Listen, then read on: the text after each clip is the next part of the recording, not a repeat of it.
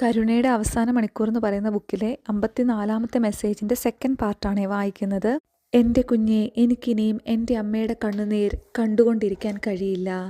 നിങ്ങളോടൊപ്പം ആയിരിക്കാനും നിങ്ങൾക്ക് രക്ഷയുടെ മാർഗം കാണിച്ചു തരാനുമായി അവൾ അയക്കപ്പെട്ടു. നിർഭാഗ്യവശാൽ വളരെ കുറച്ചു പേർ മാത്രമേ അവളെ വണങ്ങുന്നുള്ളൂ. എൻ്റെ രക്ഷാപദ്ധതിയിലും ഞാൻ എല്ലാവരെയും ചേർത്തു നിർത്തിയിരുന്നു. ഇപ്പോൾ എൻ്റെ അനേകം മക്കളെ കാണുമ്പോൾ ഞാൻ അതിയായി വേദനിക്കുന്നു.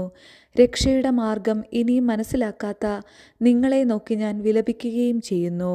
എൻ്റെ അഭിഷിക്തർ ദൈവവചനം വായിച്ച് മനസ്സ് തിരിയുകയും ദൈവവചനത്തിലൂടെ മാത്രം ജീവിക്കുകയും സംസാരിക്കുകയും മറ്റുള്ളവരെ ശുശ്രൂഷിക്കുകയും ചെയ്യാൻ വേണ്ടി നിങ്ങൾ ശക്തമായി പ്രാർത്ഥിക്കുക.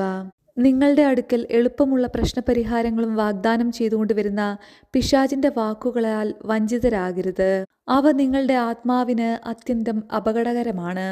വീണ്ടും വീണ്ടും ഇത് ഓർക്കുക. ദൈവത്തിൻ്റെ നീതി നിങ്ങളുടെ മേൽ ഇതാ പതിക്കുന്നു എന്ന് ഞാൻ നിങ്ങളോട് പറയുന്നു. വേദന നിറഞ്ഞ നിലവിളികളോടൊപ്പം ശുദ്ധീകരിക്കുന്ന അഗ്നിയും പ്രത്യക്ഷമാകും. ദുഷ്ടന്മാരും ദൈവത്തെ നിഷേധിക്കുന്നവരും വലുതായി സഹിക്കേണ്ടി വരും. എന്നാൽ വിശ്വാസികളും വിശ്വസ്തരുമായുള്ളവർ ആഹ്ലാദിക്കും.